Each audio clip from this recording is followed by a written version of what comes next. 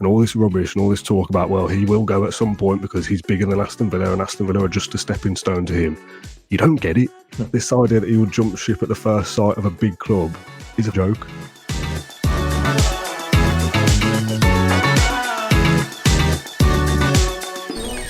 Hello and welcome to the Claret Blue podcast. This is absolutely a bonus episode today. I stuck something on Twitter just now saying bonus episode, anybody? And the first reply was yes please, an hour-long one to celebrate Unai Emery's new Villa contract. Now I will say up front, this will not be an hour long.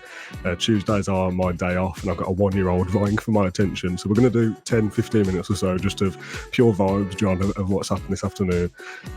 Tell us first, you explain what's happened. Unai Emery has extended his deal at Aston Villa, and that is all we need to talk about. This probably isn't going to be an hour. It could be. Yeah, fantastic news for the football club. I wouldn't say this is a shock or even a relief, to be honest. It doesn't feel like that because I was actually about 75% of the way through a piece saying why Unai Emery is not going to be leaving Aston Villa and why he will be staying or maybe signing a new deal, and then the news drops. It was something that was on our radar, I suppose, as reporters. You know, it tends to happen where there's vacancies elsewhere, or there will be vacancies. Then a manager signs a new deal, and again, this doesn't feel like a situation where Villa thought, "Oh no, Bayern Munich have going to have a job up. Will they offer it to Emery?"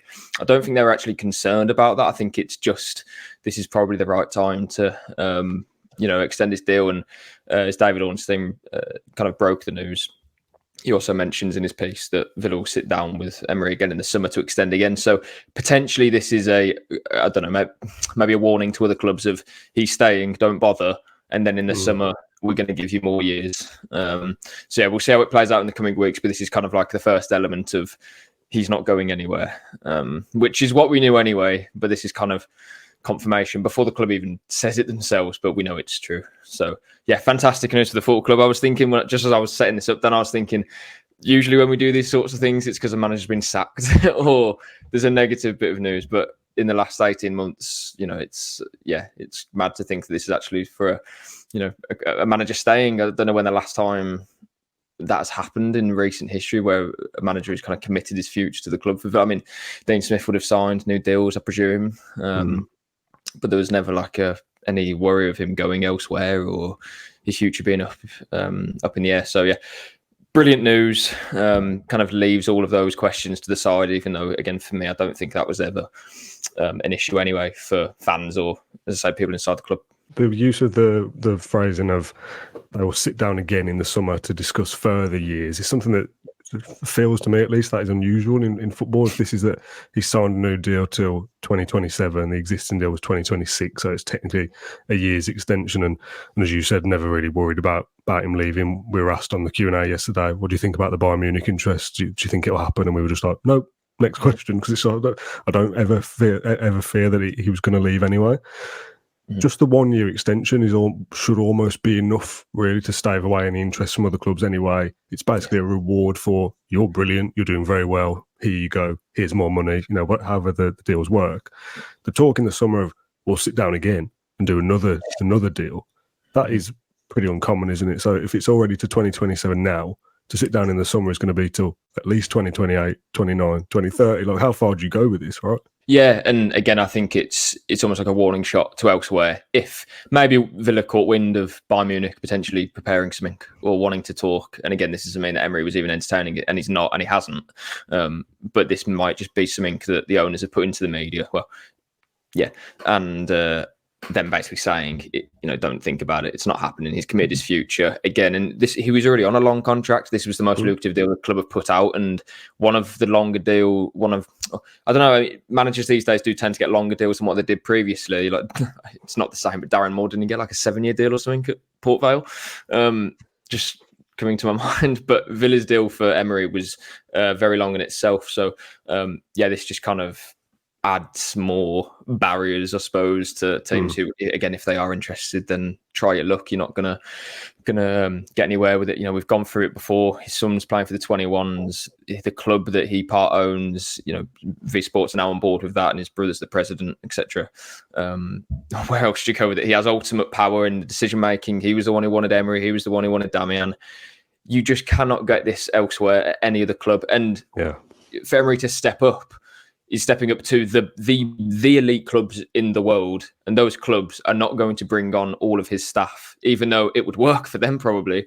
It's because of power and grappling between owners and different people at those clubs. Well, existing contracts as well. Let's just use Man United as an example, who are putting all their energy into Dan Ashworth. If he doesn't want Unai Emery, or Unai Emery wants to join but doesn't care about Dan Ashworth and wants Monchi in there, Man United don't want to do it, and that affects power dynamics and stuff. No other club is going to give Unai Emery what he's got at Aston Villa. So regardless of whether Emery does think about leaving in a year or two, which I don't think is the case anyway, what is he going to get that's better than the situation at Villa? And hopefully Villa's rise continues to be a Champions League Cup, or we win trophies in the next couple of years. And well, you could go and do that with Man United, but why is that any better than doing it with Villa? Like, what? Do you know what I mean? And he's an absolute obsessive. Like, he's not doing this for money, and he's been very well paid anyway. But there's no motivation for Emery apart from just doing a strong, solid job with what he has and with people that he respects. Like, he's so obsessed with that part of the game. Like, for him, it's not about going to different places and earning money and trying new things. For him, it has to be perfect. He went to Villarreal when Villarreal had rarely won anything in their career. In their history, but he goes there because it suited him and because he needed that platform again to build something. And then he comes to Villa because it's the right opportunity. Newcastle wasn't the right opportunity, maybe. And I think a lot was said about, but Newcastle in a relegation fight, he probably didn't fancy it. Unai Emery would back himself to finish in the top 6 or top 7 at that point, because exactly so were we. It was probably more so the power dynamics, as you say, Dan. What were they offering him? Were they saying, we'll bring in Dan Ashworth for you and we'll do this and that?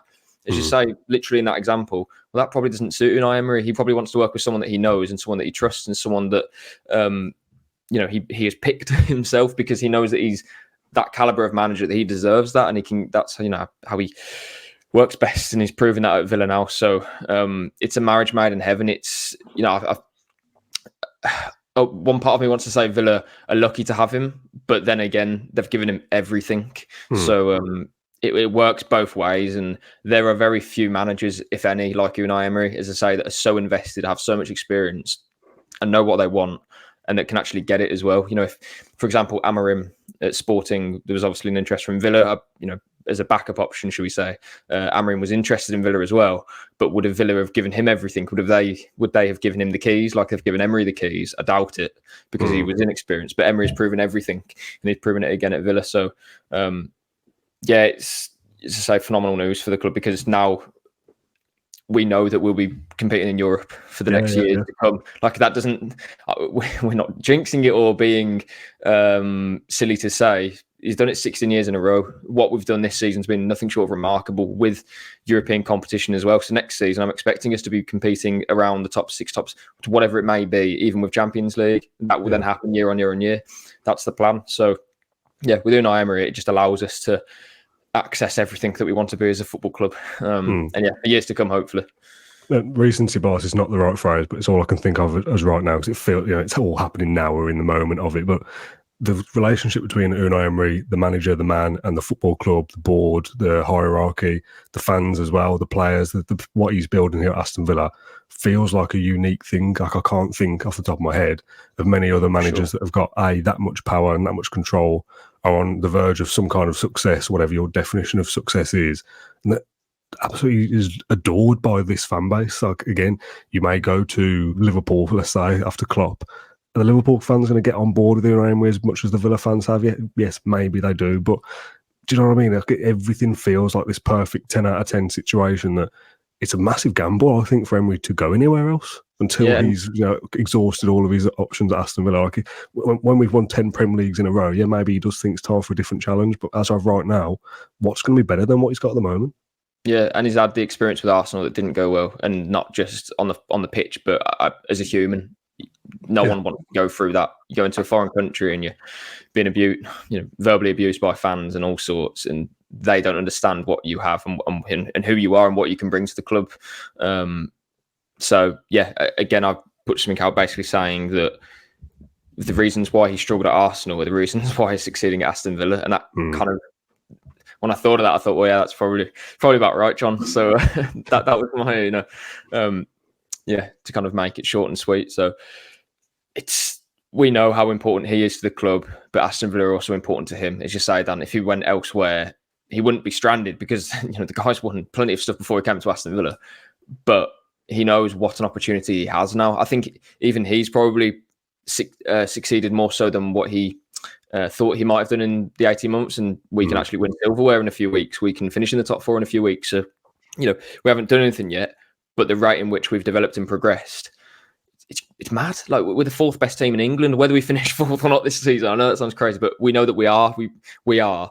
If we didn't have Europe, we would have finished higher with more points, I think, because I don't know, less injuries, fatigue, etc. But then we've added the European competition, and we hopefully will win that trophy this season, and that will be the first piece of silverware we've won since '96, and everything else that comes with that. So, the rate in which we've developed, it's almost like it's been overnight. Obviously, 18 months is a long time, but in football, he's had so little time to do what he's done. If we finished, I don't know, going back to last season, no one thought we'd be in Europe. Then this season, we're knocking on the door for Champions League. Hopefully, we get there. So, it's all happening so quickly, and I just hope that however long he's here for, another 6-7 years potentially, I don't know, we can achieve what we are able to, because we know that with Emery we have the opportunity to do so. So it's just really, really exciting times to be a Villa fan. I only said in yesterday's podcast, and I think there's a clip that I scheduled for this evening on Twitter to go out of the line about I expect Villa to have Unai Emery be their longest serving manager and be one of the longest serving managers in the Premier League. The line I really enjoyed in David Ornstein's article was that Villa want him to be their Sir Alex Ferguson. I was thinking, I said something similar myself yesterday. Like, I got to back myself now. 27 years. That's what you want, isn't it? That should be the aim. Like, when you settle down with a manager that you really like and you give him a contract, talking like you're about to marry someone here, but you know what I mean? Yeah. Well, it's kind of the same thing. If you're going to get into a relationship, you are thinking of those end goals, aren't you, I suppose? Otherwise, what's the point being with them? You might as well go to somebody else. If you've settled that this is the manager you want and he loves your club as well and it's very successful and you're building something together, you should want him to be here for 10, 15 years. Otherwise, what is the point? Unai is probably an exception to other managers, because if you gave a long contract to another manager who has history of kind of jumping around or whatever, then I don't know, you might be putting yourself in a corner there, because they would either say, I'm not sure, and then it goes in the media if they've turned down a contract, or that sort of dynamic. But Emery, that this is a man who respects everything about the football club. And again, the owners, when Pochettino was linked with Villa, when Tuchel was linked with Villa, I remember thinking, they should take that job. That's a brilliant opportunity for them. And for whatever reason, they turned it down, or Unai was ahead of them. I don't know exactly, but they were the top 3, weren't they? Those 3 candidates. So to think that they had an opportunity, or maybe had an opportunity to come to the club, and then Emery's working with what he has. And what I'm trying to say is that every manager would love to work under our owners and the structure that they're trying to build and the power that they're giving to certain people. But Emery is the exception among other top coaches, because he's more than just a coach. The way he conducts himself, the way he represents the football club and everything like that. Like we said the other day, didn't we, Dan? Talk about Pep Guardiola or Emery at Villa.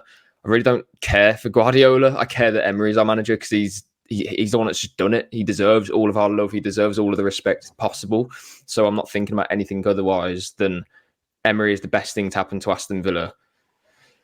Maybe second best thing to happen to Aston Villa in my lifetime after Suarez and Edens, because they did save us from oblivion, as I said yesterday. But there's nothing more that I want than Unai Emery to have everything that he has now at Villa, because it's just a perfect scenario. And no deal today, more years to come in the summer. It's fantastic news. I was looking back at the Hockley live show from last year to just check that prediction I said about top 4 after yesterday's podcast. And you said it again. I just keep bringing it up. But we were talking, I don't know if it was in that video or just others around that time, like how early is too early to say that Emery already deserves a new deal at the back in the last season when he got us into Europe, and the fact that we're almost a year on and it's now that he's finally getting it.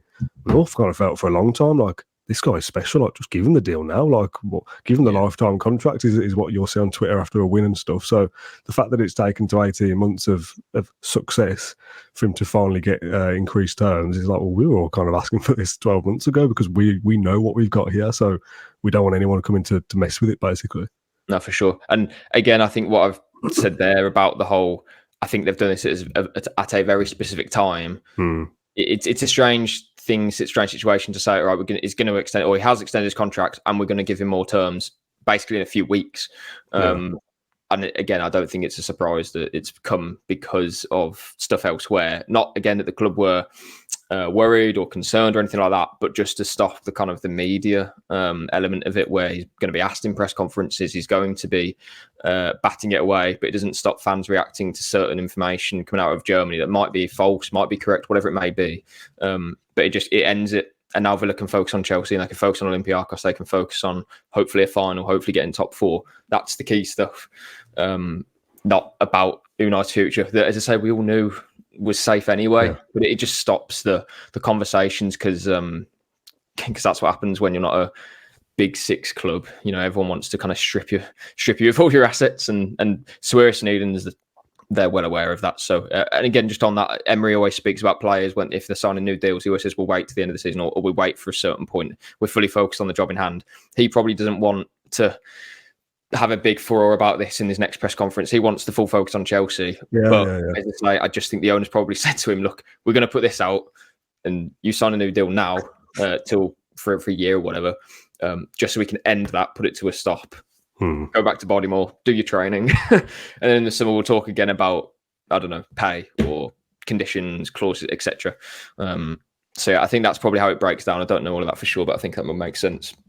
We'll try and get some kind of clarification on it exactly, but I think the key thing in there is that in the summer there'll be more of an explanation or more terms, I suppose, to what exactly it will be. Yeah, it's really encouraging and really exciting, and what a brilliant time to be a Villa fan with things that are happening on the pitch. But then for the manager that you all adore, the head coach that you all adore, and is the key to all of this success, sits down and says, "Yeah, I'll stay," after reported interest or whatever else, shuts up all those pundits on TalkSport and wherever else talking rubbish about Man United this, Bayern Munich that. Oh, what about replacing Klopp? Ten Hag's on the way out. Unai Emery won't be able to resist if they offer him a contract. Well, he has resisted. Those jobs are available now, or will be available. Ten Hag's not going to be there, is he?